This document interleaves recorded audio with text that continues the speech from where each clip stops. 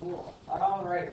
So today we're going to be talking about, we already discussed the column space, so we're going to be discussing the row space and then what a rank is in regards to a vector space.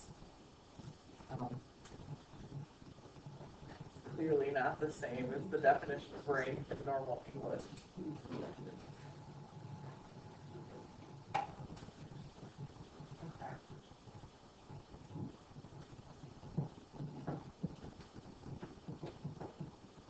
So if you have a row space, what you're doing is identifying rows instead of columns in the vector space. So if A is m by n, your row is going to have n entries. So it's going to have the same number of entries as each row does in the regular matrix. If you take the set of all linear combinations of the rows, it generates the row space of A.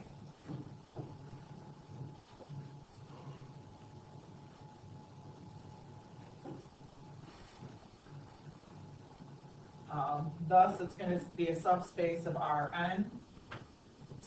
And you can interchange speaking about row space with speaking of the column space of AT, because the transpose of A is switching rows with columns and columns with rows. So if you consider column AT, it's going to be equivalent to row of A.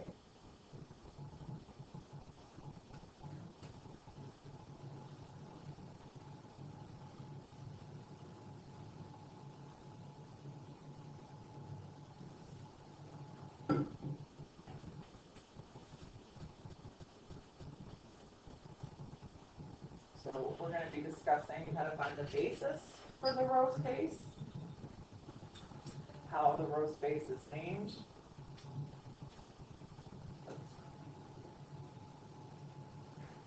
and just keep your eye on the prize. We have this test next Friday, so if you're behind, you're going to need to catch up at some point. Why do you look at me, Mario?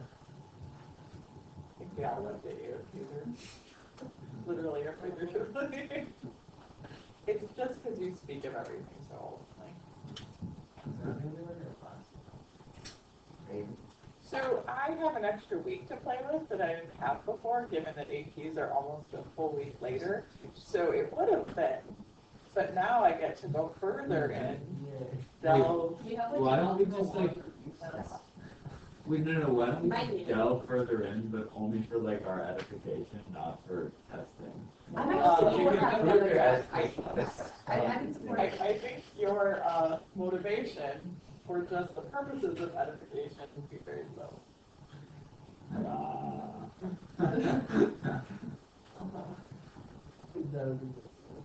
I tried.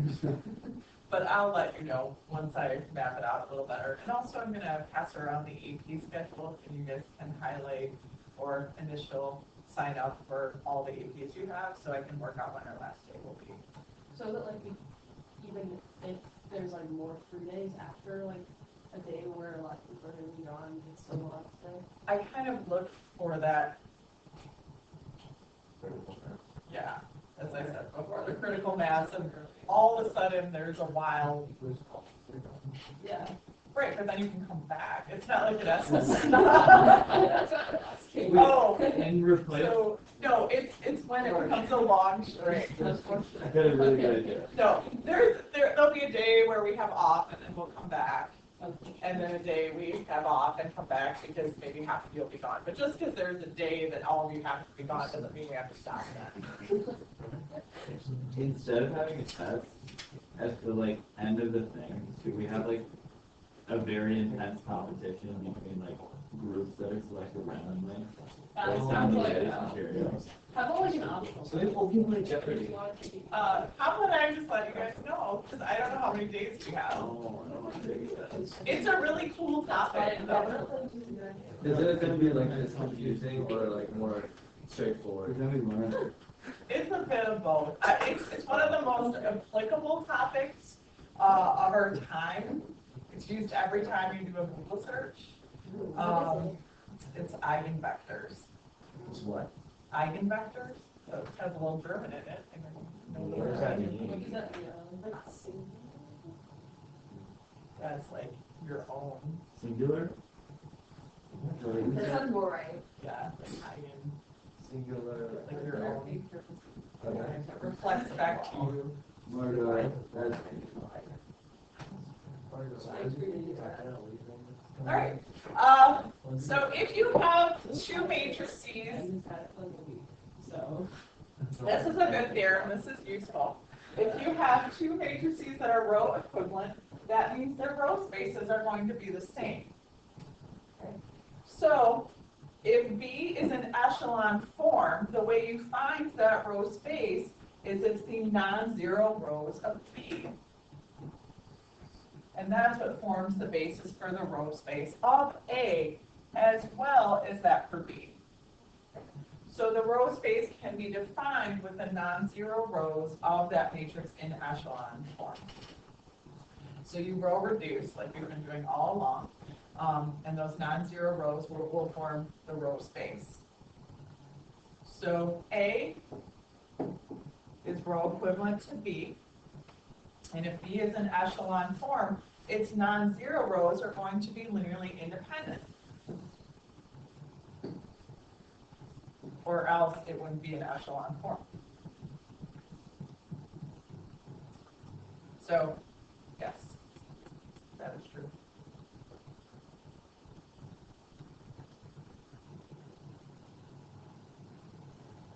So this is a bit different from column space. I don't know if you remember finding the basis of the column space, but what we did is we row reduced A to echelon form. We identified the columns that were in pivots. Okay, so our pivot columns. And then, do you remember how we went back to the original matrix to name the column space basis? I don't know if you remember this, but you don't use the row reduced form for finding column space. But it is okay to do so for finding the row space.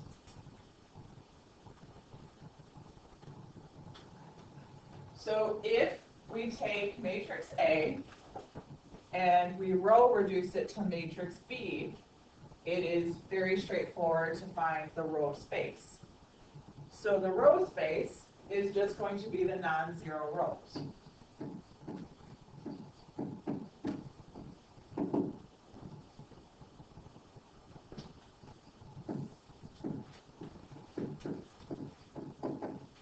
So we have three, oh, we got one.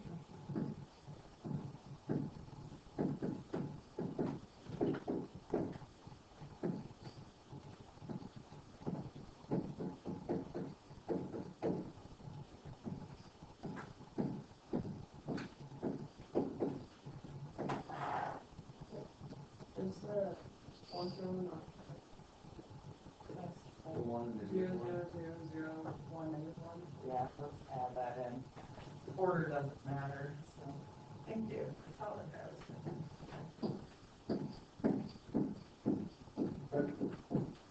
So 1, 2, 3, 4, 5, we have a 5-dimensional row space. Now finding the null space is a little more challenging, but since it's in echelon form, it already saves us a step from putting it in echelon form. So the null space, oh, the column space, let's do that first. So the column space basis, we have to look at what our pivot columns are. So we have this pivot column, Making sure not to put a pivot on a 0. And so we have pivot columns in column 1, 2, 3, 4, and 5. So when we identify our column space basis,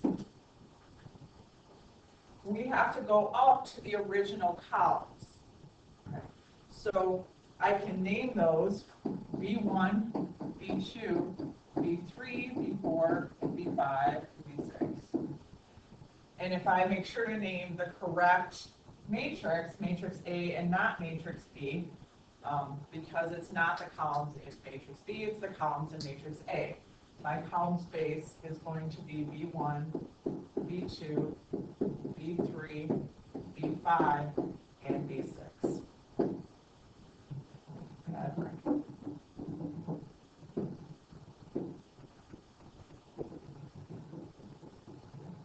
Or you could write them all out. Yes. What about B4? So B4 does not have a pivot column in it, Oh, yeah. so you wouldn't include B4 in the basis of the column space. Because the basis is the number of vectors we need minimally to define the space. And if I included B4, it would be redundant with what B3 does. So I could have named B3 or B4, because those do the same thing in terms of the linear combinations. Other questions? What's the dimension of our null space going to be?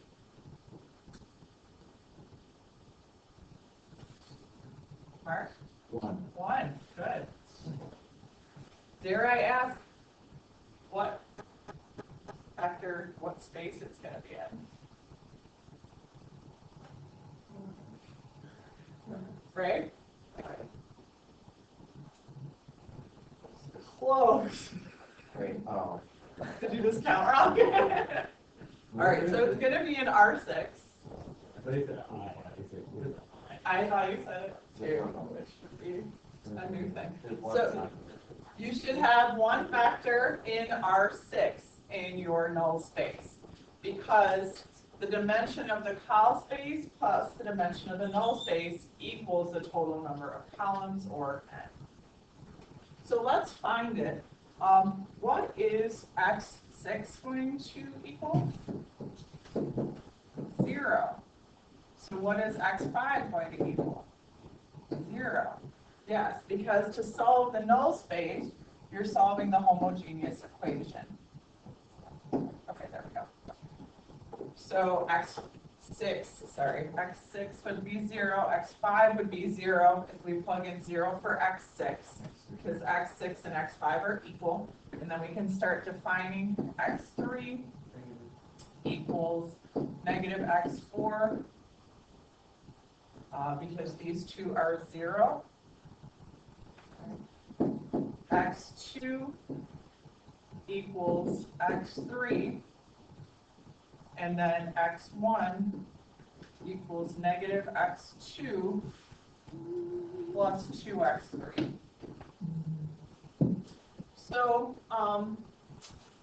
yeah, I might as well call my free variable x3. That feels good.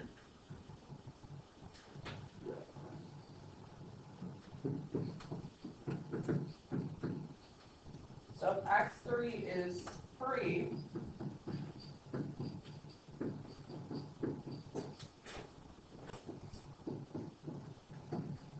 equals some multiple of x3. So x1 equals negative x2 plus 2x3. And since x2 equals x3, it's just going to equal 1x3. x2 equals x3. x3 equals itself. x4 is negative x3, and then these are 0. So the basis of my null space is one-dimensional. So null A is defined by the vector 1, 1, 1, negative 1, 0, 0. So notice it's one-dimensional and it is in R6.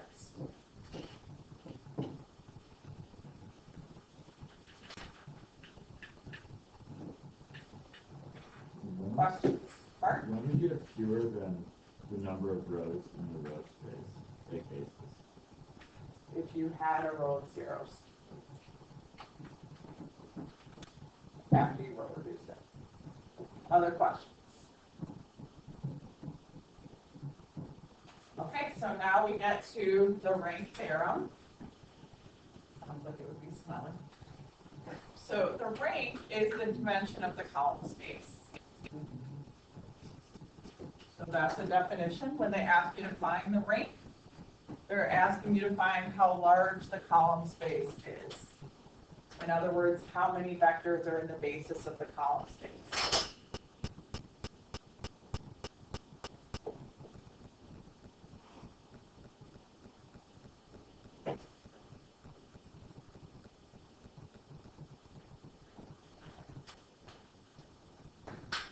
The dimension of the null space is called the nullity. And something, what's that?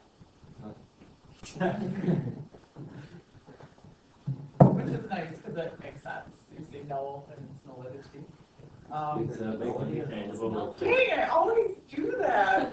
What is wrong with me? Nullity.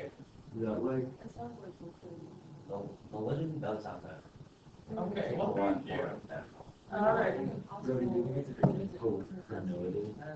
I don't think it's. Right, and we've already discussed how the dimensions of column A plus the dimensions of null A equals the total number of columns. Because it's the free variables plus the non-free variables, equals the total number of variables, which is also n.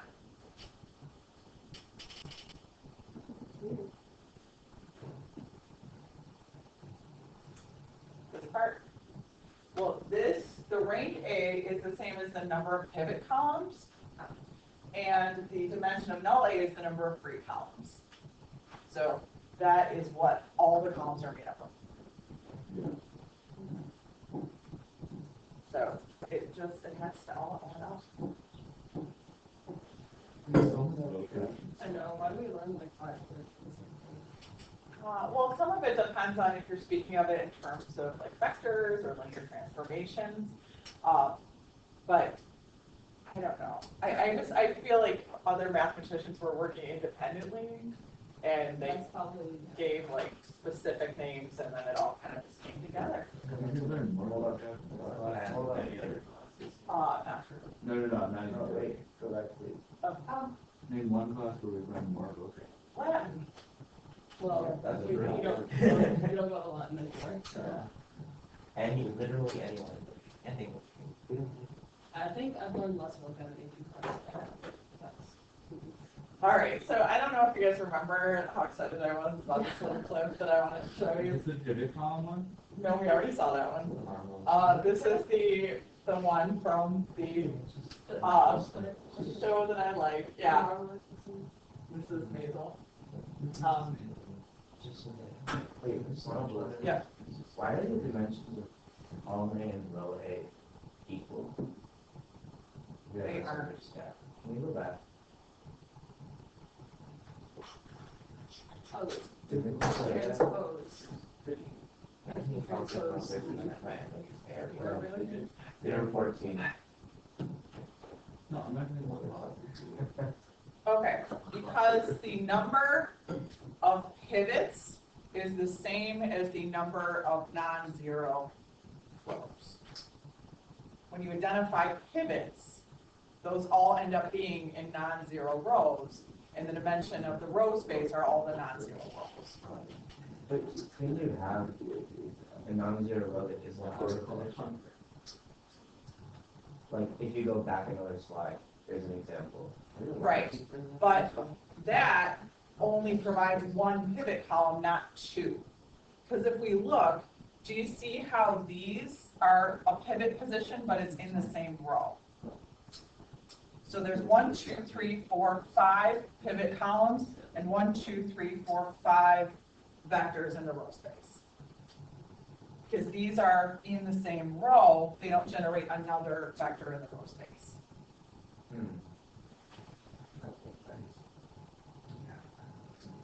So isn't the row space Well, the row space is going to be 5.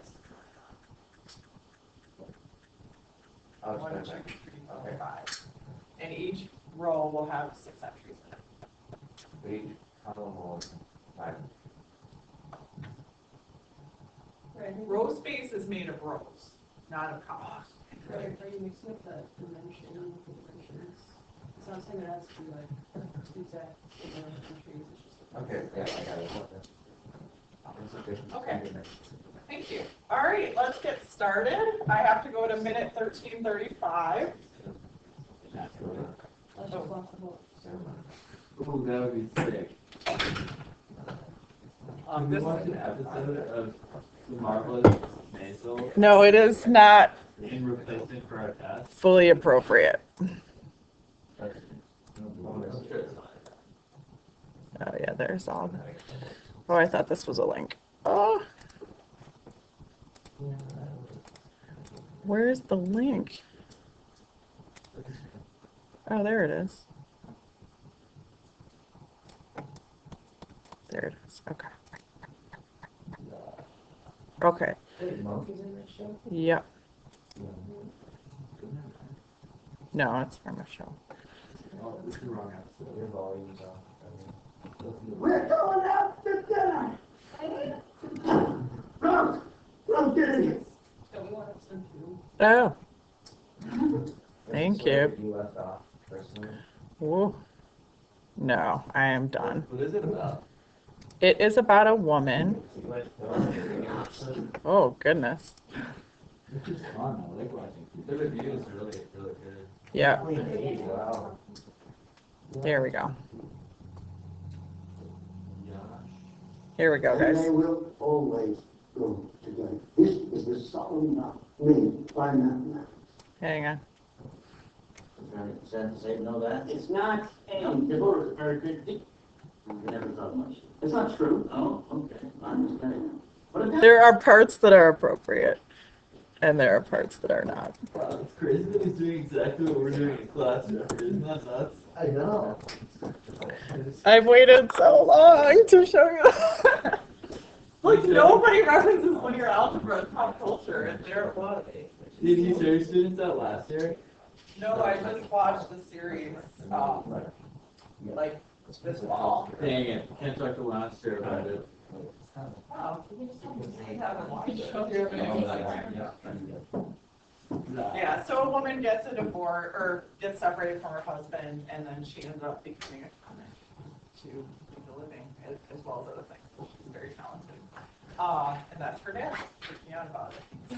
People did not get Is he separated. math a lot in that show or not really? Not enough. Oh. Probably. Yeah, I I think feel I that can the learn audience that. feels that way. I was like, so excited. Okay, so, for part A, if A, I'm sorry, if A is a 7x9 matrix with a 2-dimensional null space, what's the rank of A?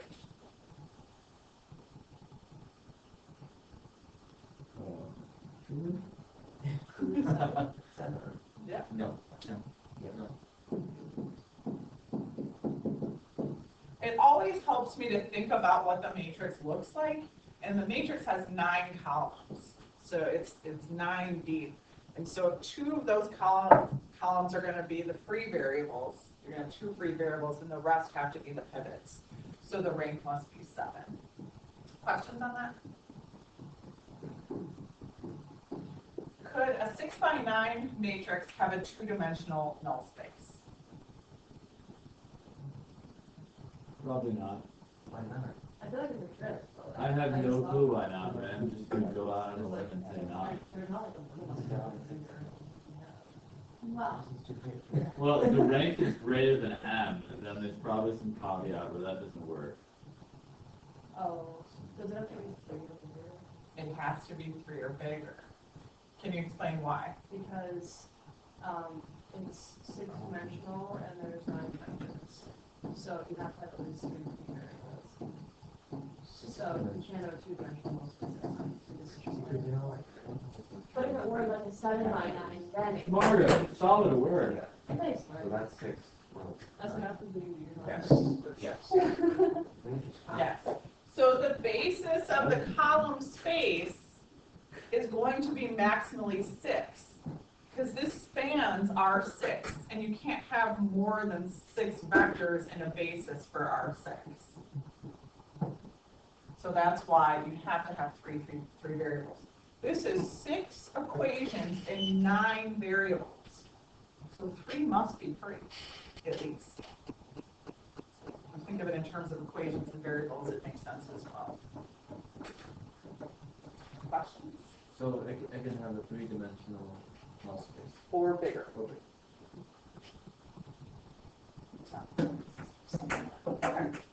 So we get to our invertible matrix theorem. We are revisiting all these parts of it, but now we're revisiting it in terms of column space, null space, all the concepts of vector space.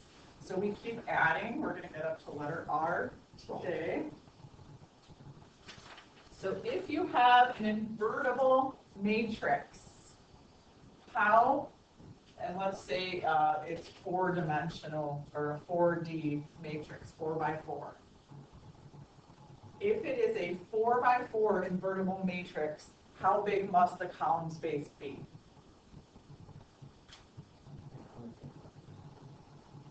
How big in terms of how many dimensions? Margot. Yeah, if you're going to get to, if it is invertible, that means it spans the entire space. Okay, you can get everywhere in that vector space. So you need 4 vectors in order to span the whole space. And when you think of an invertible matrix, all invertible matrices are row equivalent to I. And I has 4 pivot columns if it is a 4D matrix, a 4x4 matrix. So the column is the entire vector space. The dimensions of column A have to be the number of, has to be equal to n in order to span the entire space. And if O is true, P is true, that's just a definition. Now, if all columns are pivot columns, that means there's no free variables, and null A must be just the trivial solution. It's just the 0 vector, and then the dimension of the null space is defined as 0 if the only vector in the null space is the 0 vector. So this is for invertible matrices only. So null space is kind of irrelevant when you're in an invertible matrix. It is only the trivial solution, which is the 0 vector. So the only way you could take linear combinations of the vectors and get 0 is if you multiply all of them by 0. We've gotten so far into the alphabet. Super excited. Are you guys ready for your problem? Yes. Okay. So I'd like you to work on this yourself, and I can come and help you. But I need you to do some thinking instead of me thinking for you. Okay, so this one did not require you to do any row reducing because it shows you the row reduced version of A. So rank A is the dimensions of the column space, which is the same as the number of pivot columns. So that's going to be 2. The dimension of null A is the number of free variables, which is 3. The basis for column A are the locations of the pivot columns. So the pivot columns are located in column 1 and column 2. So that is B1 and B2. So the basis of col A is B1 and B2. You could also say B1 and B3, B1 and B4, B1 and B5, because those are all linearly dependent upon another. And the basis for row A, you're going to want to look at the row reduced version of the matrix. So I'm going to label this R1 and R2. So row A are all the non-zero rows in the echelon form of the matrix, not the original form. So that's row A. The next step for finding a basis for null A would be solving the homogeneous equations. I would say that would be it. And who can answer number 4? How many pivot columns are in the row echelon form of a T?